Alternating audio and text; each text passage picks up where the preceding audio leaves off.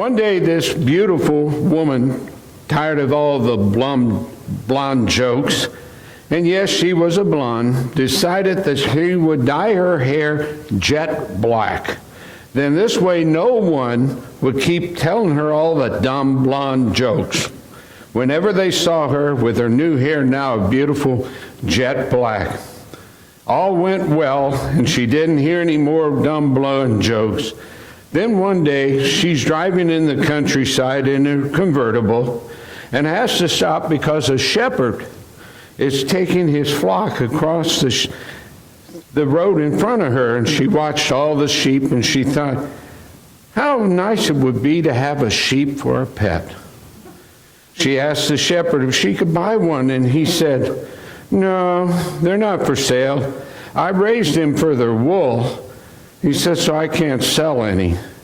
He saw how disappointed she was, so he said to her, if you can tell me how many sheep I have in my flock, I will give you one. She looked at all the sheep and finally said, I think you have 1,332. The shepherd was amazed and shocked, but she had guessed the exact amount, and being a man of his word, he let her pick one. She got out of her car and walked amongst the sheep, and she finally decided on one she thought was the cutest and picked it up, put it in her car. All the while she was walking amongst the sheep, the shepherd watched her. After she got back in her car, the shepherd looked at her and said, you're a very beautiful young lady, but I really don't think that's your true hair color. So I'll make a deal with you. If I can tell you what your real hair color is, can I have my sheepdog back?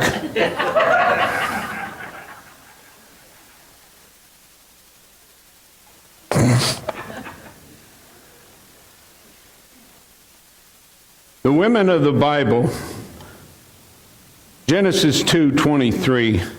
The man said, this is now bone of my bone and flesh of my flesh. She shall be called woman, for she was taken out of man. In the Bible, only certain women are ever mentioned by name, and when they are mentioned, it's because of their importance.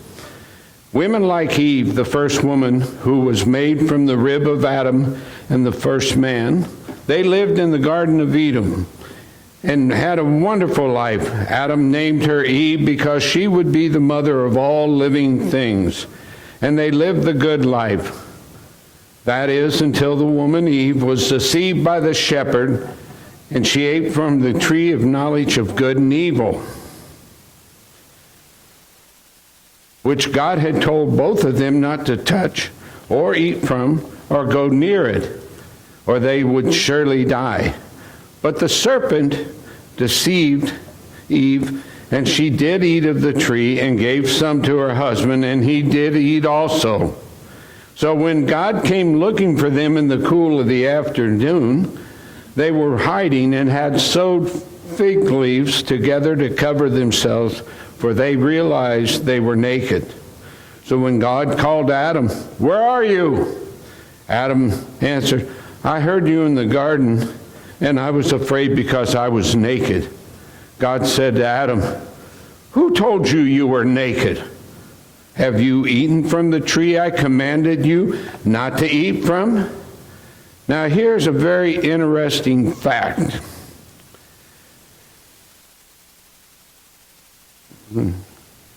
The woman you put here with me, she gave me some fruit from the tree and I ate it. And it so began, man would always try to put the blame on others when he was doing wrong. And then God said to the woman, what is this you have done? The woman said, the serpent deceived me and I ate. So sin was created, and mankind would no longer live in the garden and have a good life. Genesis 3:16 says, to the woman, he said, I will increase your pain in childbearing. With pain you will give birth. Your desire will be for your husband, and he will rule over you.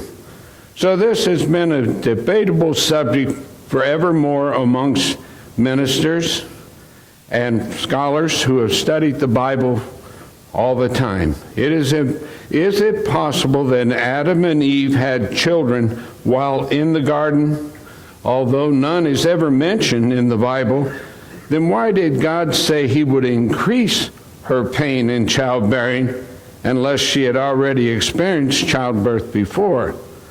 To Adam he said, Genesis 3:19, by the sweat of your brow you will eat your food until you return to the ground, since from it is where you were taken. From dust you are, and to dust you will return. Adam then would have to fight thorns and weeds all his life in order to get his food. Before, all Adam had to do was eat from any tree and plant in the garden. He never planted or had to deal with growing crops before, and so this was new to him. So then when they were sent out of the garden, never allowed to return. We don't know how long Eve lived or how many children she had. We do know that she gave birth to Cain, Abel, and Seth. We're sure that she gave birth to many other children, both boys and girls. And it's stated that Adam lived 930 years and was the father of many children. So it stands to reason Eve was the mother of all of them. The next notable woman to be called by name was Abram's wife Sarai.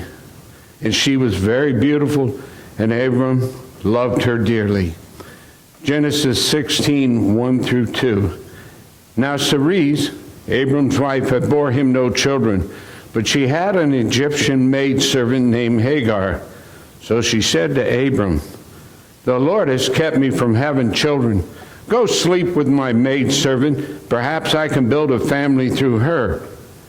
Abram agreed to what Sarah had asked.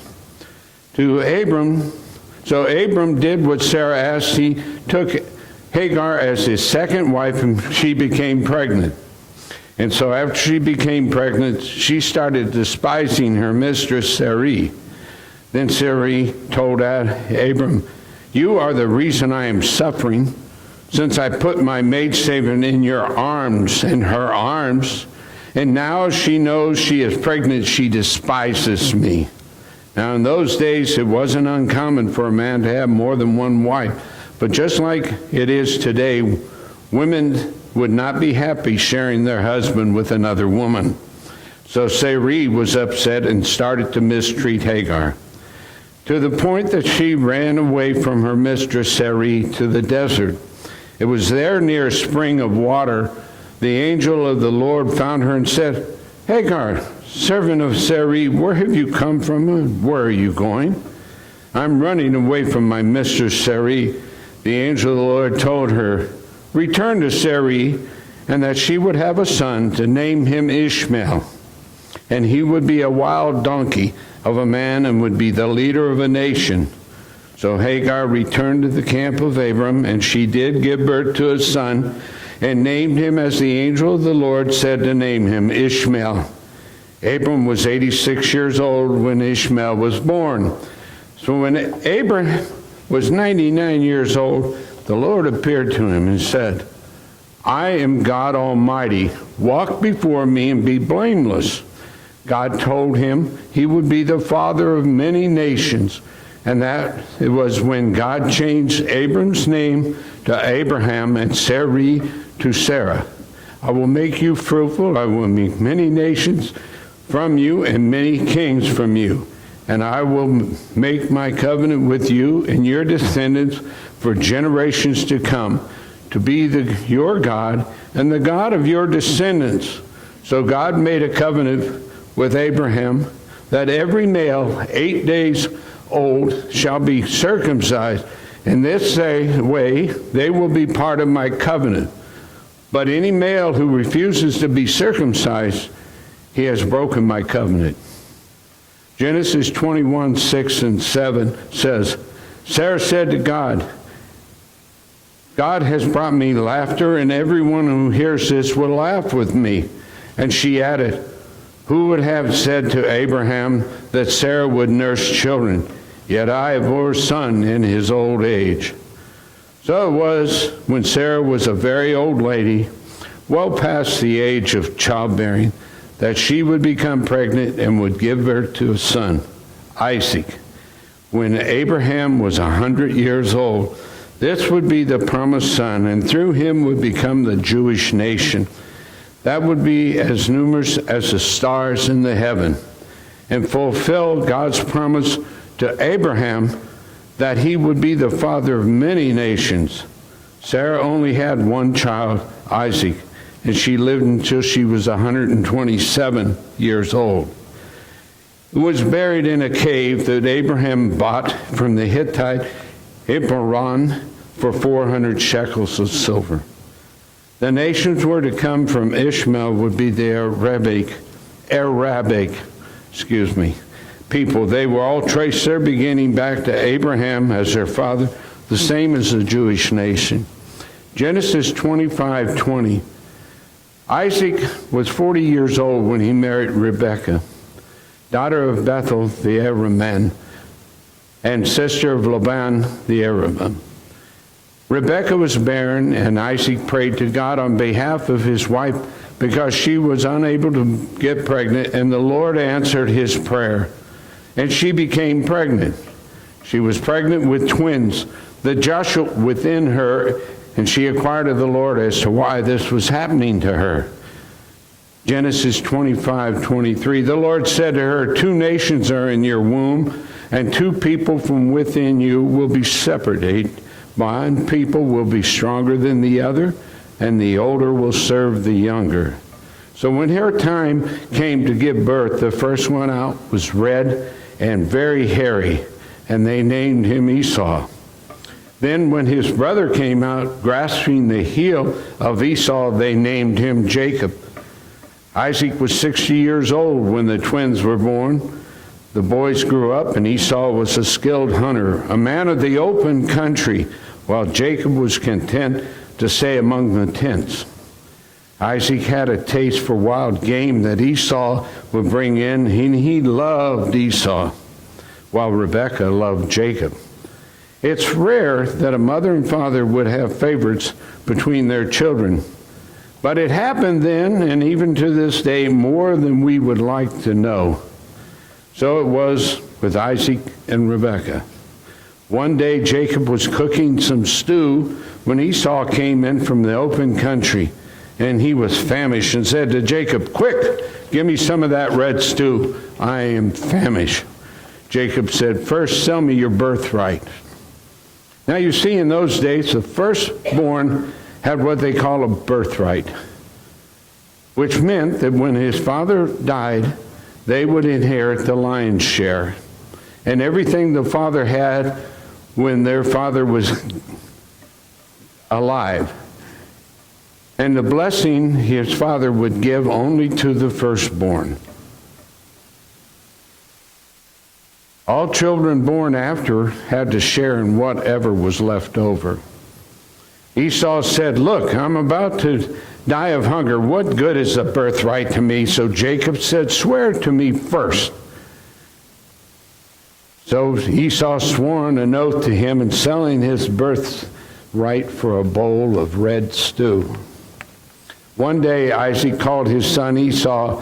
At this time, Isaac's eyes had gotten so weak he could hardly see anymore, and said to his son, "Esau, I'm getting old and will soon die. So get your quiver and bow and go to the open country and get some wild game and prepare it for me, the way I like it, so I may give you my blessings." Now Rebekah was there and heard what her husband had to say. So she went to Jacob and told him to get 2 young goats from the herd, and she would prepare them for Isaac the way he liked. And then she told Jacob to cover his hands and his neck with goat skins, so if Isaac was to touch him, he would think it was Esau. Also, she gave Jacob some of the clothing that Esau wore so he could smell like Esau. And that would fool Isaac into thinking it was his son Esau, and he would give him the blessings. So Jacob did instead of Esau, and thus her favorite son would get the blessing that was meant for the other son Esau. It worked, and when Esau had given the blessings to Jacob, thinking he had given it to Esau, then when Esau came in from open country and brought him the game he had prepared for his father, he discovered what his mother and his brother had done. After Esau left his father, he held a grudge against Jacob and swore after their father died and the time of mourning was over, he was going to kill his brother Jacob. As you can imagine, Rebekah didn't want to lose her favorite son and her other son also. Although he wasn't her favorite, he was still her son. In her own way, she loved him. So when she went to her husband Isaac and told him how much she was disgusted with all these Hittite women, and she didn't want her son Jacob to marry any of them, and asked him to send him off to her uncle's, to his uncle Laban's, where he might fall in love with her, one of his daughters, and grant him to take a wife of his chosen daughters. May God Almighty bless you and make you fruitful and increase your numbers until you become a community of people. In Genesis 29:10, when Jacob saw Rachel of Laban, his mother's brother, and Laban's sheep, he went over and rolled the stone away from the mouth of the well and watered his uncle's sheep. Now this was the first time Jacob saw Rachel, and she ran and told her father that his nephew, son of his sister Rebekah, and what he had done for her. Laban then ran to meet Jacob. He embraced him, kissed him, brought him to his home. Now it was not uncommon for relative men to kiss one another when they meet. Unlike the men of today, this was not thought as a taboo. Laban said, "You are my own flesh and blood." And Jacob stayed with him a whole month, and Laban said to him, "Just because you are a relative of mine, should you work for me for nothing? Tell me what your wages should be." Now Laban had 2 daughters. Leah was the older one and had weak eyes, and Rachel was the younger.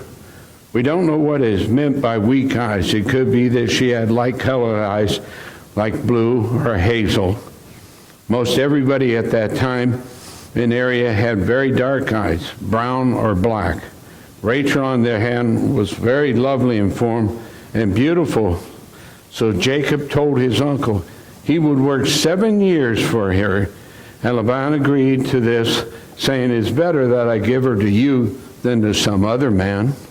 So stay here with me." So Jacob stayed with his uncle for 7 years.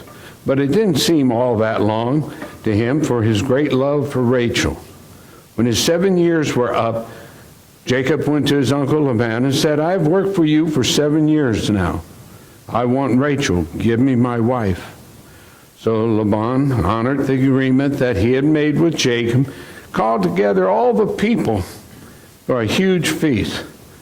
But when evening came, he had given Leah to Jacob as a wife instead of Rachel.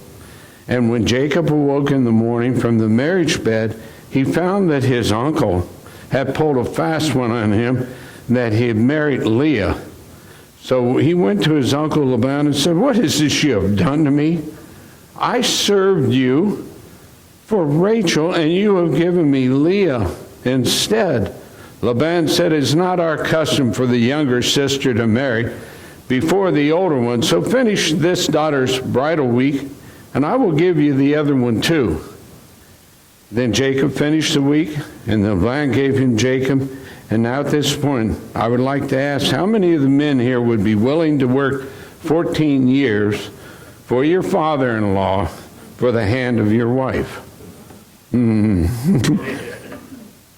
But Jacob did so, and also when Leah was married to Jacob, Laban gave him a servant girl named Zilpah.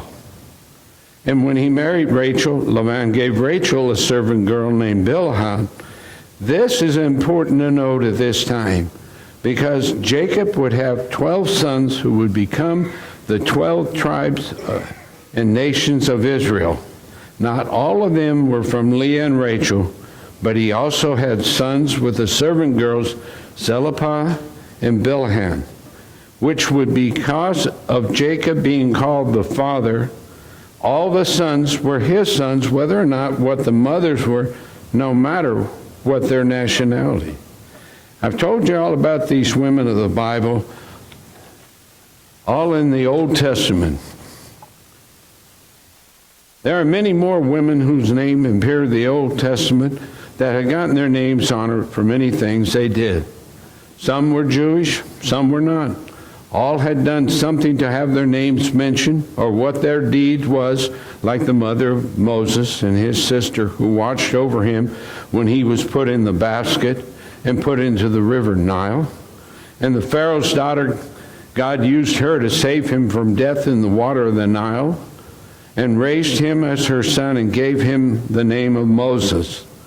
God is still using women today to further his kingdom here on earth.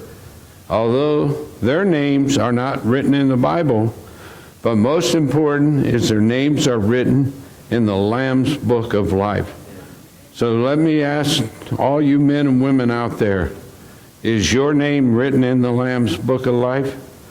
If not, it's time for you to make a choice and choose Jesus Christ as your Lord and Savior.